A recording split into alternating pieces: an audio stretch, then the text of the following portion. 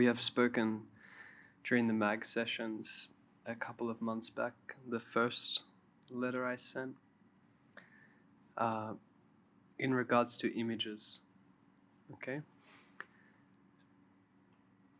There is in my mind frequently still the image or story of Jesus Christ.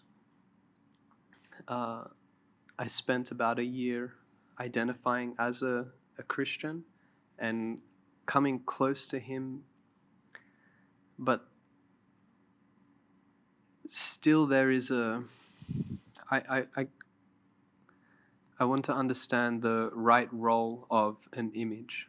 In your answer you gave to me, you mentioned that they were given with a noble purpose, a noble cause, but man's ego co-opts everything.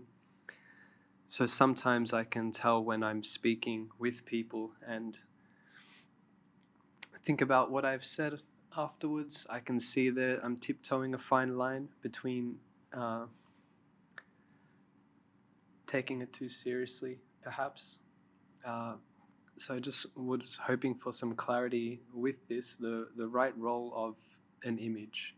I understand the simple answer would be a pointing or something like that, but in the reality of my life, there is an emotional, some kind of connection or something there. And I just want to make sure that before I leave here, that this understanding it's in the right place. Do you hear where I'm coming from? Yeah. There is no one answer to this, Jamie. The intention has to be right, you see.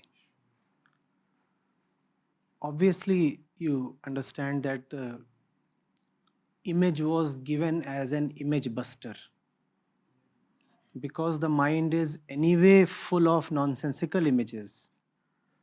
So, a pristine image was given to us as a solution to the various miscellaneous random and harmful images.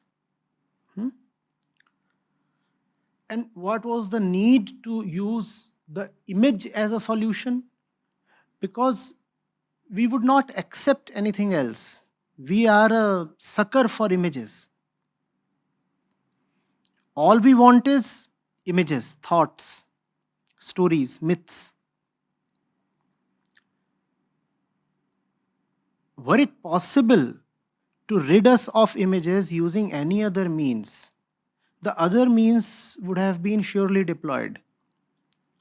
But we proved to our well-wishers that we are obstinate beings who would not submit to or acquiesce to any other method. So left with no choice, the well-wishers said, all right, if images is what you would have, I will give you a special image. So the special image was provided. Obviously, its purpose is to rid you of the miscellaneous stuff that is there in the mind. Now, what after that? It depends on the mind, the personality.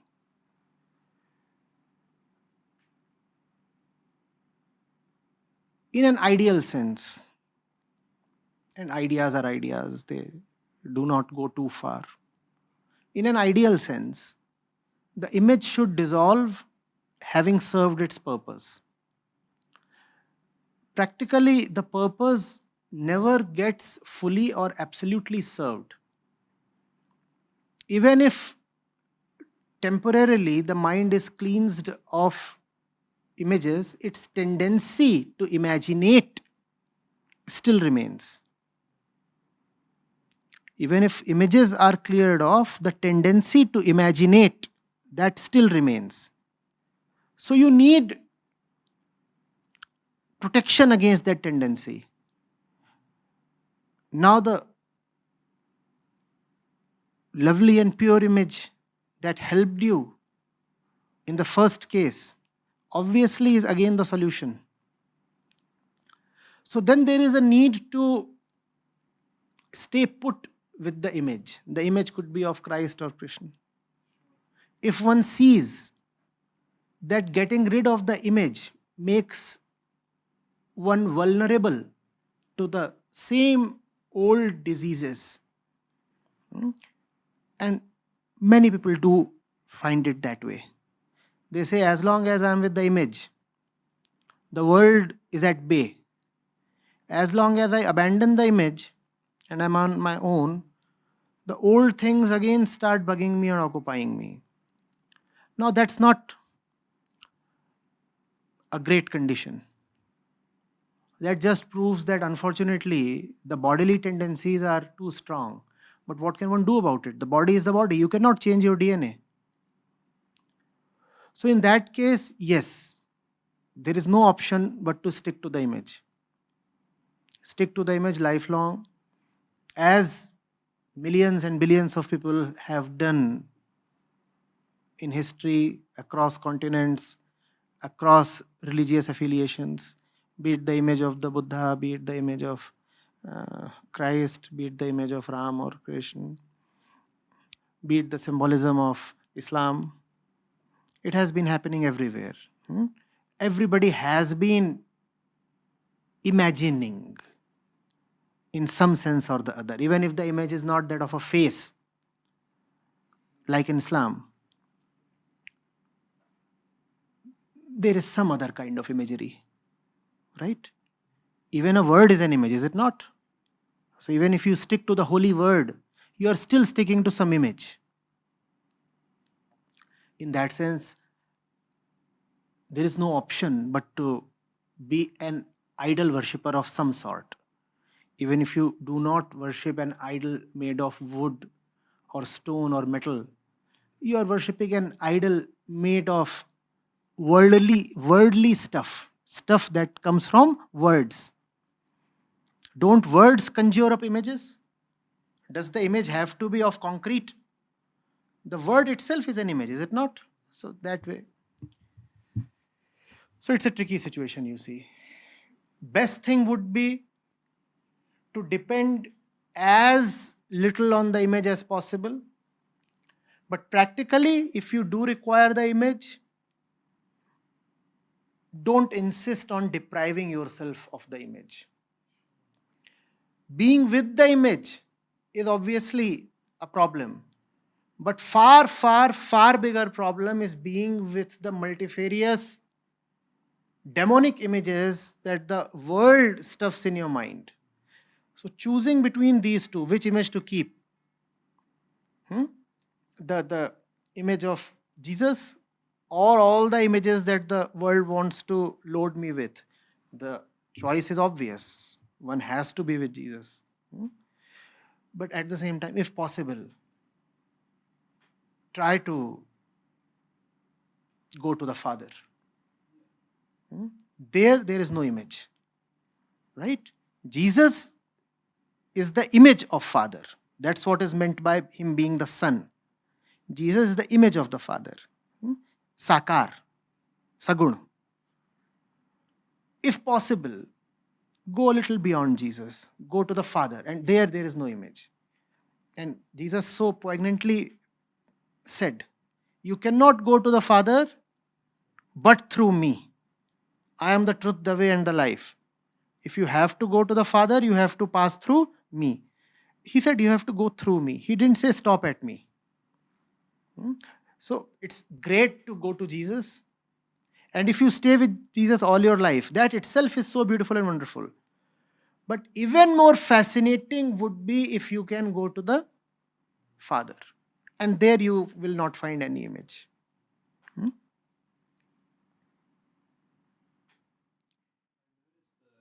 The admiration or the fondness returns primarily when speaking with people.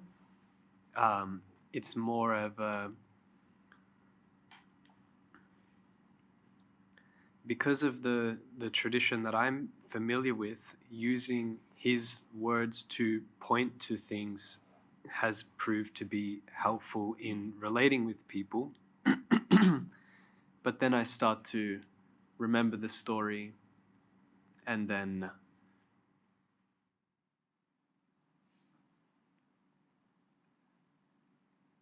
As long as it is delivering the goods, no harm, as long as. But a point will come when you will find that not only is the image becoming an obstruction, something even more nefarious is happening. You will find that you are customizing the image to suit your personal egoistic needs. Once you detect that, that's a major alarm. Major alarm. Now you are not merely with the image, you are actually distorting the image to suit personal needs. If you detect that, then you should just jump up and do something very, very urgent and take it as a drastic measure. It's a very fine thing, a tightrope walk, to be with the image and yet not sully the image. That's why, if the mind can somehow get centered on the one imageless truth, nothing beats that. That's the ultimate. That does not usually happen. So one has to stay with the idol or the image or the word. Best would be word goes, only silence remains. Best would be the idol goes and only the formless remains. Best would be the image goes and only the nameless, imageless remains. That does not easily happen. So if you are staying put with the image, just make sure that you respect the image, worship the image, and never dare to distort the image. Never.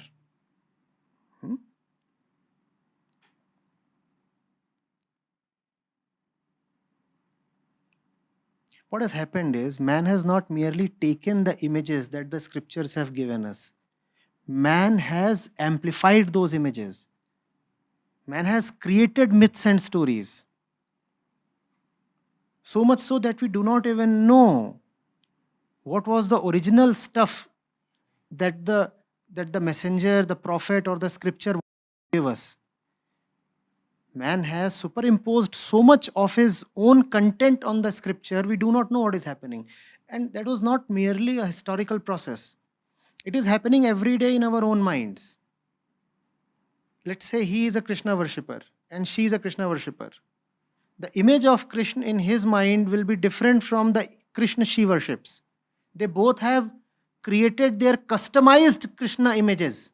And that to me is highly dangerous. Even if you can stick to the Krishna image that the Bhagavad Puran gives you, it is probably all right. But we do not even stick to the Krishna that Bhagavatam gives us. We create Krishnas of our own fantasies, and that is very dangerous. Now, the ego is exploiting even Krishna.